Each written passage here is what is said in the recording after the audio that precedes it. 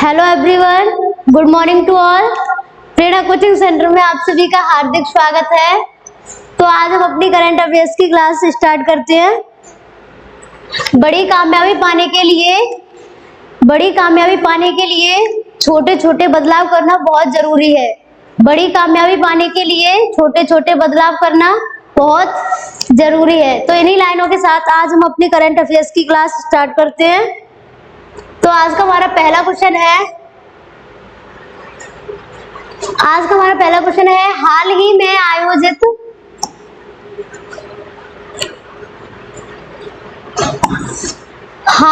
आयोजित अलमोहद अल हिंद किन दो देशों के बीच एक संयुक्त नौसैनिक अभ्यास है। जो अलमोहद अल हिंद है वो किन दो देशों के बीच नौसैनिक अभ्यास है, इसका राइट आंसर बताना है। तो फर्स्ट है भारत और फ्रांस। फर्स्ट क्या है?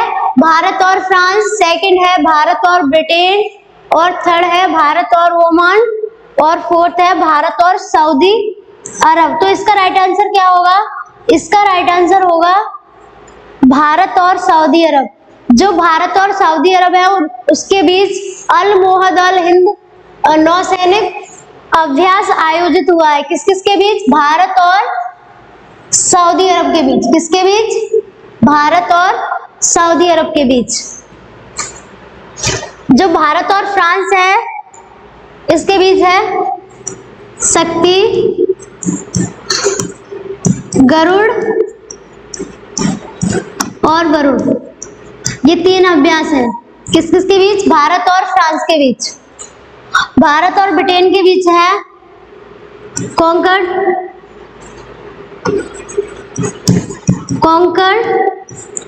और अजय वॉरियर। कौन सा? अजय वॉरियर अभ्यास। किस किस के बीच है? भारत और ब्रिटेन के बीच। भारत और ओमान के बीच है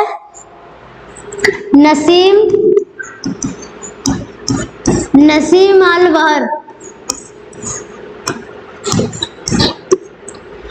तो भारत और फ्रांस के बीच है शक्ति, गरुड़ और वरुण। भारत और ब्रिटेन के बीच है कॉन्कर्ड, अजय वॉरियर अभ्यास, और भारत और ओमान के बीच है नसीम अल बहर। कौन सा? नसीम अल बहर। तो इसका राइट आंसर क्या होगा? भारत और सऊदी अरब। अलमोहद अल हिंदी भारत और सऊदी अरब के बीच एक संयुक्त नौसेना अभ्यास है। क्या है ये? एक संयुक्त नौसेना अभ्यास। किस किस के बीच? भारत और सऊदी अरब के बीच। यह अलमोहद अल हिंदी अभ्यास का दूसरा संस्करण है। यह कौन सा संस्करण है? दूसरा। यह अभ्यास 21 से 25 मई 2023 तक अल जुबैल, कहां पर? सऊदी अरब के अल जुबैल में आयोजित किया जा रहा है। कहां पर आयोजित किया जा रहा है? सऊदी अरब के अल जुबैल में। इस अभ्यास का पहला संस्करण 2021 में सफलतापूर्वक आयोजित किया गया था। जो ये अभ्यास है इसका पहला संस्करण कब आयोजित किया गया था? 2021 में। यह अभ्यास भारत और सऊदी अरब के बीच रक्षा संबंधों को मजबूत करेगा। किसको मजबूत करेगा? रक्षा संबंधों को। जो ये अभ्यास है वो भारत और सऊदी अरब के बीच क्या मजबूत करेगा? रक्षा संबंधों को मजबूत करेगा। आज का हमारा दूसरा क्वेश्चन है हाल ही में भारत किस पड़ोसी देश को 20 ब्रॉड गेज लोकोमोटिव भेंट किए हैं। जो हमारा भारत है उसने अपने किस पड़ोसी देश को 20 ब्रॉड गेज लोकोमोटिव भेंट किए हैं। तो इसका राइट आंसर क्या होगा? फर्स्ट है नेपाल, सेकंड है बांग्लादेश, और थर्ड है पाकिस्तान, फोर्थ है श्रीलंका। तो इसका राइट आंसर क्या होगा? इसका राइट आंसर होगा बांग्लादेश। जो बांग्लादेश है उसे भारत ने 20 ब्रॉड गैस लोकोमोटिव क्या किए हैं? भेंट किए हैं। क्या किए हैं? भेंट किए हैं। जो नेपाल है इसे 75 एम्बुलेंस, कितने? 75 एम्बुलेंस और 17 स्टूडेंट बस, यानी स्कूल वाली बस नेपाल को किसने भेंट की है? भारत ने। क्या? 75 एम्बुलेंस और 17 स्टूडेंट बस।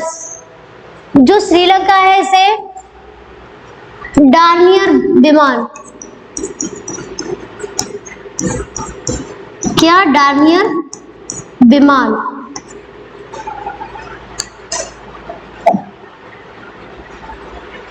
भारतीय रेलवे ने,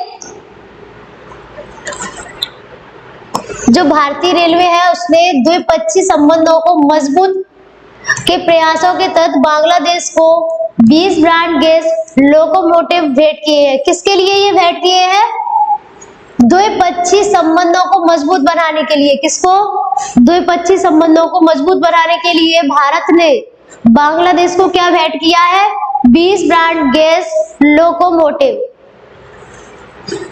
यह कार्यवाही अक्टूबर 2019 में प्रधानमंत्री शेख हसीना की भारत यात्रा के दौरान भारत सरकार द्वारा की गई प्रतिबद्धता को पूरा करती है। किसको पूरा करती है?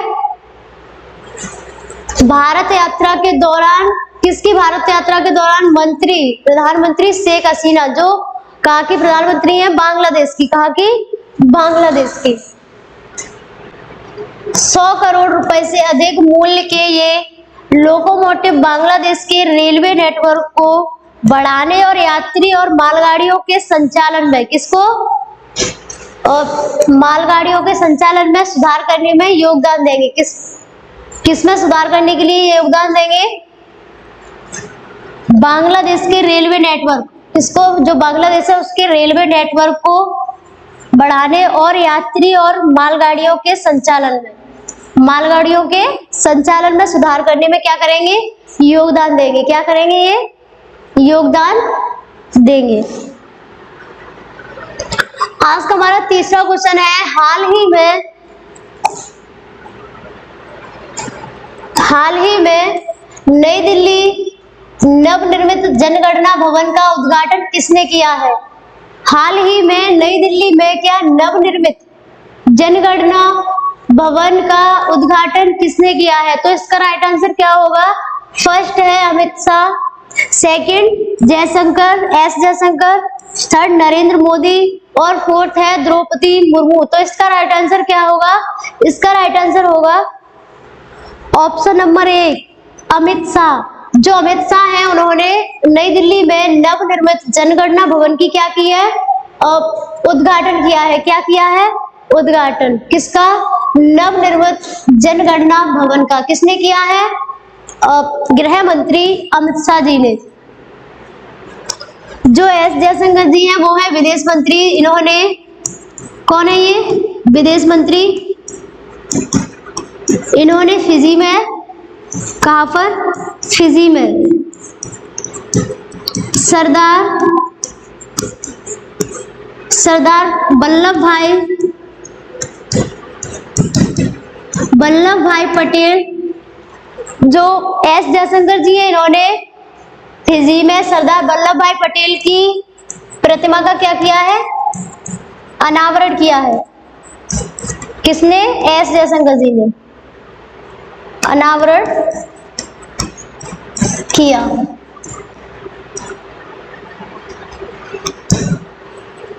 किसने किया है? एस जयशंकर जी ने। जो नरेंद्र मोदी हैं इन्होंने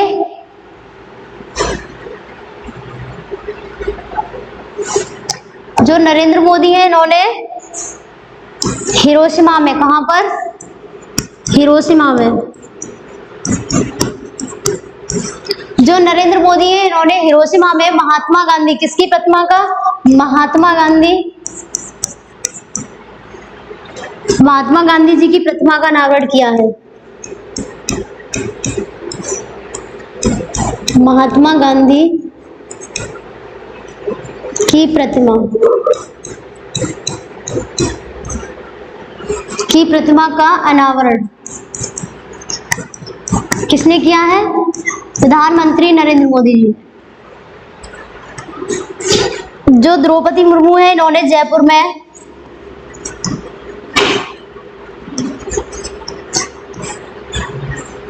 जयपुर में संग्रहालय पार्क, संग्रहालय पार्क का क्या किया है? उद्घाटन किया है। किसने? द्रौपदी मुर्मू जी ने। कहां पर? जयपुर में। तो इसके बारे में जान लेते हैं। नई दिल्ली में मई 2023 को गृह मंत्री अमित शाह द्वारा नवनिर्मित जनगणना भवन का उद्घाटन किया गया है। गृह मंत्री ने जन्म और मृत्यु पंजीकरण के लिए एक वेब पोर्टल भी लॉन्च किया है। जो गृह मंत्री अमित शाह जी हैं, उन्होंने जन्म और मृत्यु पंजीकरण के लिए एक वेब पोर्टल भी लॉन्च किया है। किसने? गृह मंत्री अमित शाह जी ने। उन्होंने जियो फेंसिंग के साथ एक उन्नत SRS मोबाइल एप्लीकेशन, जो गृह मंत्री अमित शाह जी है, उन्होंने जियो फेंसिंग के साथ, किसके साथ? जियो फेंसिंग के साथ साथ एक उन्नत SRS मोबाइल एप्लीकेशन भी लॉन्च किया है। क्या? मोबाइल एप्लीकेशन भी लॉन्च किया है। जनगणना भवन की आधारशिला सितंबर 2019 में रखी गई थी। जो नवनिर्मित जनगणना भवन है, उसकी जो आधारशिला है वो कब रखी गई थी? सितंबर 2019 में। कब रखी गई थी? सितंबर 2019 में। तो यहां से समझ लेते हैं जो जनगणना है वो कब शुरू हुई थी? जनगणना कब प्रारंभ हुई थी? 1872 में। कब हुई थी? 1872 में। किसके समय में? लॉर्ड मियो के समय में। किसके में? लॉर्ड मियो के टाइम। मतलब सही ढंग से कब, किसके टाइम में हुई थी? 1881 में। ये रिपन के टाइम में। किसके टाइम में? रिपन के टाइम में। स्थायी रूप से कब हुई थी? रिपन के टाइम में, 1881 में।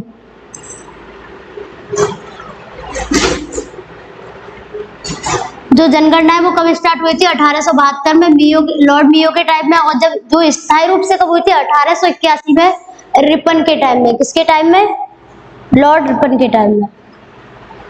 तो आज का हमारा 4th क्वेश्चन है, हाल ही में अंतरराष्ट्रीय बास्केटबॉल फेडरेशन फीबा एशिया के नए अध्यक्ष के रूप में किसे चुना गया है?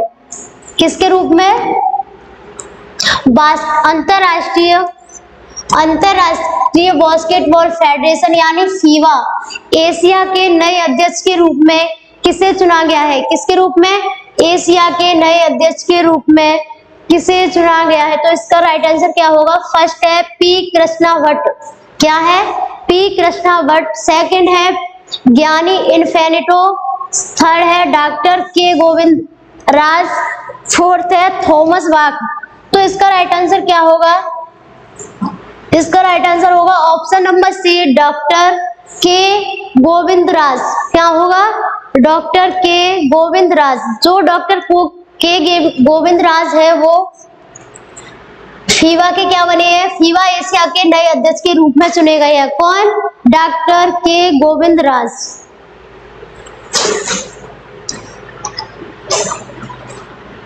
जो थॉमस बाक है वो है इंटरनेशनल ओलंपिक कमेटी के अध्यक्ष। किसके? इंटरनेशनल ओलंपिक कमेटी के अध्यक्ष कौन है? Thomas Bach.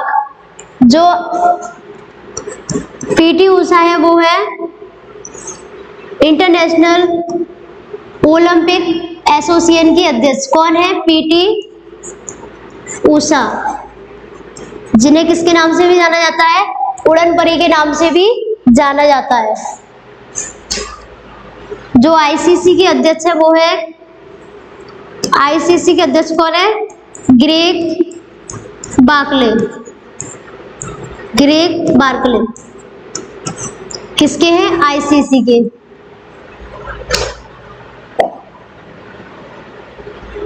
डॉक्टर के गोविंद राज को अंतरराष्ट्रीय बास्केटबॉल फेडरेशन यानी फीबा एशिया के अध्यक्ष के रूप में चुना गया है।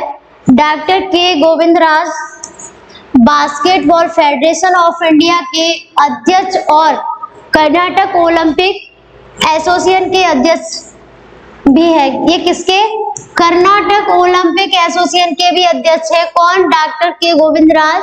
यह पहली बार है जब किसी भारतीय को फीवा एशिया के अध्यक्ष के रूप में नामित किया गया है। ये कौन सी बार है? ये पहली बार है जो भारतीय फीवा, किसी भारतीय को फीवा का क्या बनाया गया है? अध्यक्ष बनाया गया है। गोविंदराज ने कतर के शेख सऊद अली अल थानी की जगह ली है। इन्होंने किसकी जगह ली है? इन्होंने ली है जगह कतर के शेख सऊद अली अल थानी की। किसकी? कतर के शेख सऊद अली अल थानी की जगह ली है। किसने? के गोविंदराज ने। अंतरराष्ट्रीय बास्केटबॉल फेडरेशन की स्थापना कब हुई थी? 18 जून 1932 में। जो फीवा है उसकी जो स्थापना वो कब हुई थी? 18 जून 1932 में। कब हुई थी? 18 जून 1932 में। इसका मुख्यालय कहाँ पर है? इसका मुख्यालय है मीन्स स्विट्जरलैंड में। कहाँ पर है? मीन्स स्विट्जरलैंड में। और अध्यक्ष है हमाने नियांग। जो फीवा है इसके अध्यक्ष कौन है? हमाने नियांग। और इसका हेडक्वार्टर कहाँ पर है? मीन्स स्विट्जरलैंड में। आज का हमारा 5वां क्वेश्चन है, जापान को पछाड़कर दुनिया का सबसे बड़ा कार निर्यातक देश कौन सा बना है? किसको पछाड़कर? जापान को पछाड़कर दुनिया का सबसे बड़ा कार निर्यातक, किसका निर्यातक? कार का निर्यातक कौन सा देश बना है?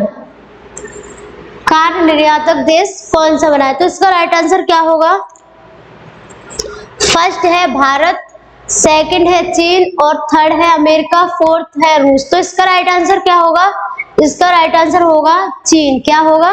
चीन। जो चीन है उसने जापान को पछाड़कर दुनिया का सबसे बड़ा कौन सा देश बन गया है? कार निर्यातक। क्या बन गया है? कार निर्यातक। कौन सा देश? चीन। जो भारत है वो अर्थव्यवस्था में कौन से स्थान पर आ गया है? 5वें पे। कौन सी पे? 5वें पे। किसमें? अर्थव्यवस्था में।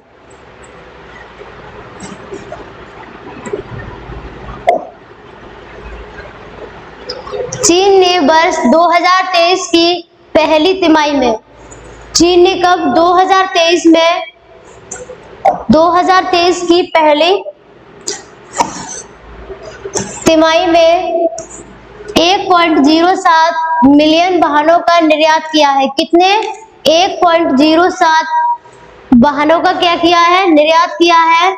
जो 2022 में इसी अवधि की तुलना में 58% की वृद्धि है। कितनी है? 58% की वृद्धि है। इसके विपरीत जापान ने 9,54,185 वाहनों का निर्यात किया है। कितने का? 9,54,185।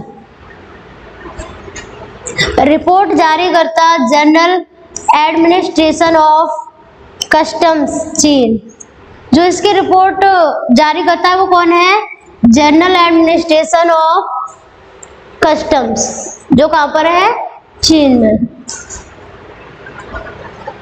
आज का हमारा 6वां क्वेश्चन है, भारतीय क्रिकेट टीम का नया किट स्पॉन्सर कौन सी कंपनी बनी है?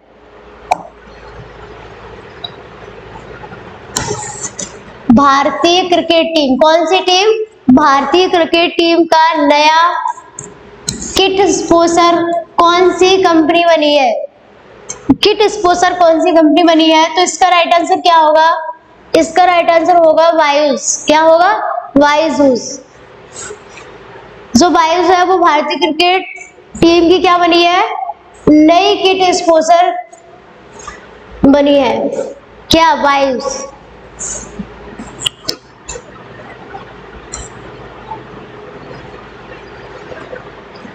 सॉरी, वायुस नहीं, एडिडास बनी है। कौन सी बनी है? एडिडास। सॉरी, कौन सी बनी है? एडिडास बनी है। एडिडास ने टीम इंडिया के पुराने किट स्पॉन्सर किलर। जो एडिडास है उसने टीम इंडिया के पुराने किट स्पॉन्सर किलर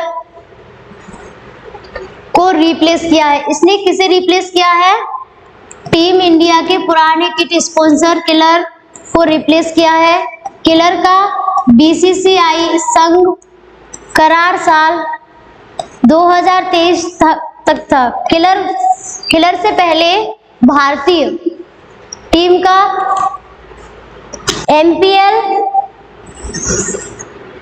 एमपीएल के साथ क्या था? करार था। किसके साथ था? एमपीएल के। इसकी स्थापना कब हुई थी? जो एडिडास है उसकी स्थापना कब हुई थी? जुलाई 1924 में। कब हुई थी? जुलाई 1924 में। इसका मुख्यालय है हर्जोजेना उराज, जो कहां पर है? जर्मनी में। सीईओ है इसके वियोर्न गुल्डन। सीईओ कौन है इसके? वियोर्न गुल्डन। तो इसका राइट आंसर क्या होगा? एडिडास। क्या होगा? एडिडास।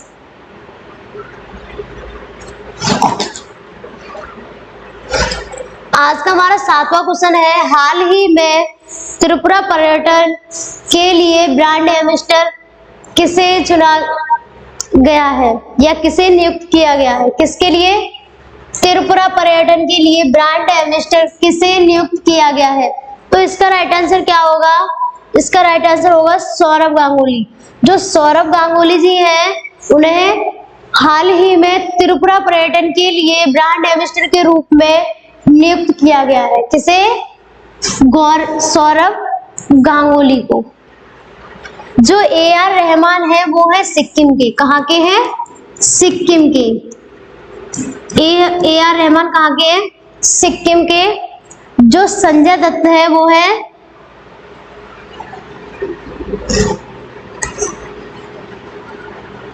नीरज चोपड़ा है स्विट्जरलैंड।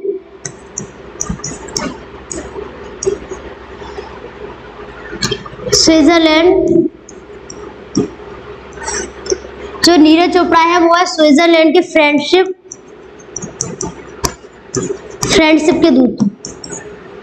दूत। कौन है ये? नीरज चोपड़ा।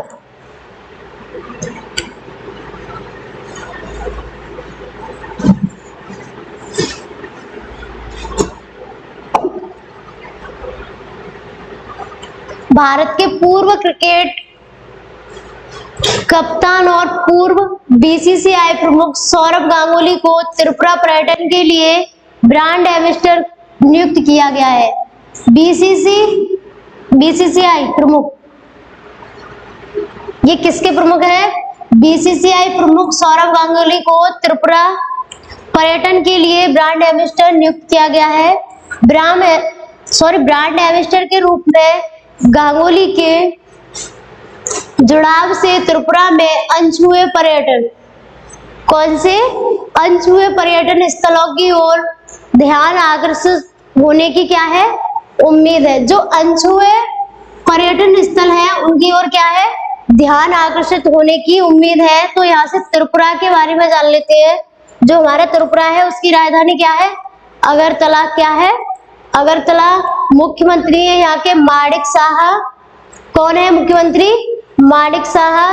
राज्यपाल है सत्यदेव नारायण आर्य। जो त्रिपुरा है उसके राज्यपाल कौन है? सत्यदेव नारायण आर्य। आज का हमारा 8वां क्वेश्चन है, शराब पर स्वास्थ्य चेतावनी जारी करने वाला दुनिया का पहला देश कौन बना है? किस पर? शराब पर स्वास्थ्य चेतावनी, शराब पर स्वास्थ्य चेतावनी जारी करने वाला दुनिया का पहला देश कौन बना है? तो इसका राइट आंसर क्या होगा? इसका राइट आंसर होगा आयरलैंड। क्या होगा? आयरलैंड। जो आयरलैंड है उसने शराब पर स्वास्थ्य चेतावनी जारी करने वाला देश बन गया है, पहला देश बन गया। जो कनाडा है उसने सिगरेट पर, किस पर? सिगरेट पर चेतावनी जारी की है। किस पर? सिगरेट पर चेतावनी जारी करने वाला देश कौन है? कनाडा। जो ब्रिटेन है वो है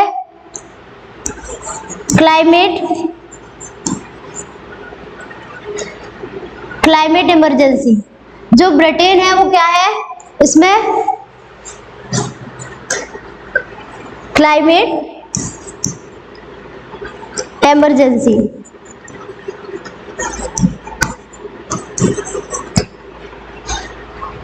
जो डेनमार्क है यहाँ पर CO2 को जल के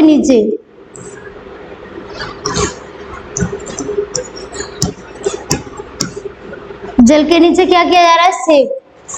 कहां पर, डेनमार्क में। तो यहाँ से आयरलैंड गणराज्य के बारे में जान लेते हैं। जो आयरलैंड है,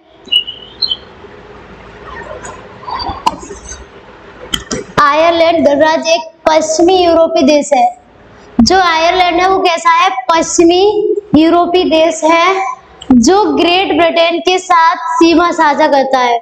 जो हमारा आयरलैंड है वो क्या है, एक पश्चिमी यूरोपीय देश है जो किसके साथ सीमा साझा करता है, ब्रिटेन के साथ, ग्रेट ब्रिटेन के साथ क्या करता है, सीमा साझा करता है। कौन, आयरलैंड।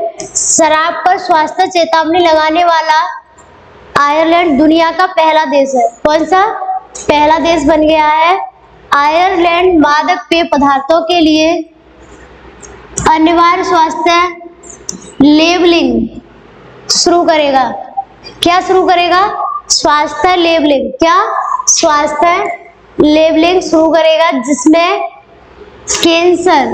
क्या, कैंसर, यकृत रोग और गर्भावस्था के दौरान पीने के जोखिम के बारे में चेतावनियां होगी। किस किस के बारे में चेतावनियां होगी इसमें, मतलब जानकारी होगी। कैंसर, यकृत रोग, गर्भावस्था के दौरान पीने के जोखिम के बारे में क्या होगी, जानकारियां होंगी। 22 मई को स्वास्थ्य मंत्री स्टीफन डोनेली ने नए नियम पर हस्ताक्षर किए हैं। 22 मई को जो स्वास्थ्य मंत्री स्टीफन डोनेली है, उन्होंने क्या किए, नए नियम पर क्या किए हैं, हस्ताक्षर किए हैं। किसने, स्वास्थ्य मंत्री ने। जो 3 साल में प्रभावी होगा। जो कितने साल में प्रभावी होगा, 3 साल में प्रभावी होगा। ये उपभोक्ताओं को कैलोरी और अल्कोहल की मात्रा के बारे में भी सचेत करेगा। जो ये है वो उपभोक्ताओं को क्या करेगा, कैलोरी और अल्कोहल की मात्रा के बारे में क्या देगा, जानकारी देगा। अन्य देशों में भी शराब उत्पादों पर चेतावनियां, लेकिन आयरलैंड के नियमों का उद्देश्य अधिक व्यापक होना है। जो आयरलैंड है उसके नियमों का उद्देश्य क्या होना है, अधिक व्यापक होना है और देशों की अपेक्षा। आयरलैंड की राजधानी क्या है, डबलिन। जो आयरलैंड है उसकी राजधानी क्या है, डबलिन। मुद्रा क्या है, यूरो। और यहाँ के राष्ट्रपति कौन है, माइकल डी हिंगिस। जो आयरलैंड है उसकी राजधानी क्या है, डबलिन। और यहाँ की करेंसी क्या है, यूरो। और राष्ट्रपति है माइकल डी हिंगिस।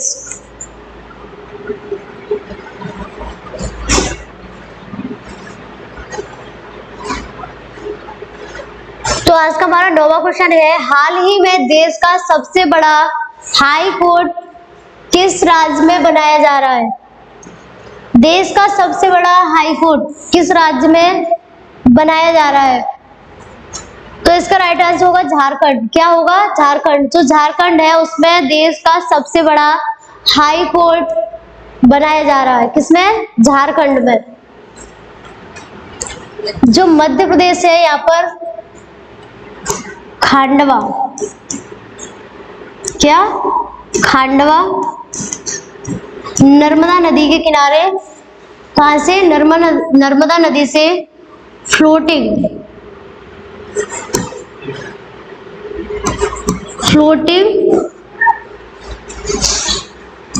पार्क। क्या, फ्लोटिंग पार्क।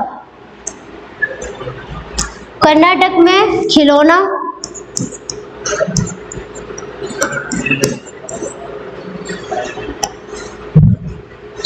सॉरी, जो कर्नाटक है उसमें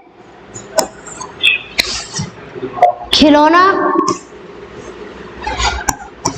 कारखाना, कौन सा? खिलौना कारखाना, कहाँ पर? कर्नाटक में। जो कर्नाटक है यहाँ पर क्या? खिलौना कारखाना। 3 दिवसीय झारखंड दौरे पर रांची पहुंची। क्या है? जो राष्ट्रपति द्रौपदी मुर्मू है वो 3 दिवसीय झारखंड के दौरे पर पहुंची। कहां पर? रांची। कहां पर? रांची में जो नए हाईकोर्ट परिसर की सौगात दी है। जिन्होंने क्या दी है? हाईकोर्ट में जो द्रौपदी मुर्मू दी है। कौन? राष्ट्रपति द्रौपदी मुर्मू झारखंड को नए हाईकोर्ट की परिसर की क्या की है? इन्होंने सौगात दी है। नए हाईकोर्ट भवन की खास बात है, जो नया हाईकोर्ट है भवन की, उसकी क्या है कुछ खास बात है? 165 एकड़ जमीन में फैला है। जो नया ये हाईकोर्ट भवन है ये कितनी जमीन में फैला हुआ है?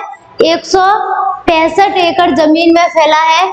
परिसर सुप्रीम कोर्ट के कैंपस से भी है। इसका परिसर है वो सुप्रीम कोर्ट के क्या है? कैंपस से भी है कई गुना बड़ा। जो इसका जो परिसर है वो क्या है? सुप्रीम कोर्ट से भी कई गुना बड़ा है। 550 करोड़ रुपए की लागत से बना है। ये कितने रुपए में बना है? 550 करोड़ रुपए की लागत से बना है। भवन लगा 500 सीसीटीवी कैमरे। इसमें कितने? 500 सीसीटीवी कैमरे हैं। 540 चेंबर 30,000 वर्ग फीट में बनाई गई। लाइब्रेरी 30,000 वर्ग फीट में क्या है? बनाई गई है? लाइब्रेरी। 2,000 वाहनों के लिए क्या है? यहाँ पर पार्किंग व्यवस्था है। 25 भवन वातानुकूलित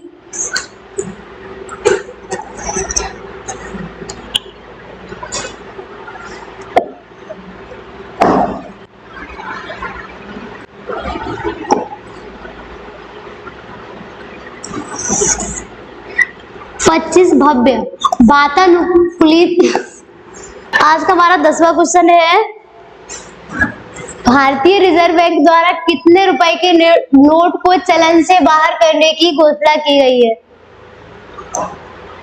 जो हमारा भारतीय रिजर्व बैंक है उसके द्वारा कितने रुपए के नोट को चलन से बाहर करने की घोषणा की गई है? तो इसका राइट आंसर होगा 2000। क्या होगा?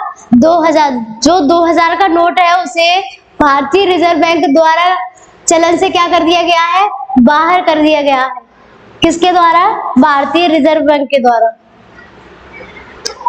19 मई 2023 को आरबीआई द्वारा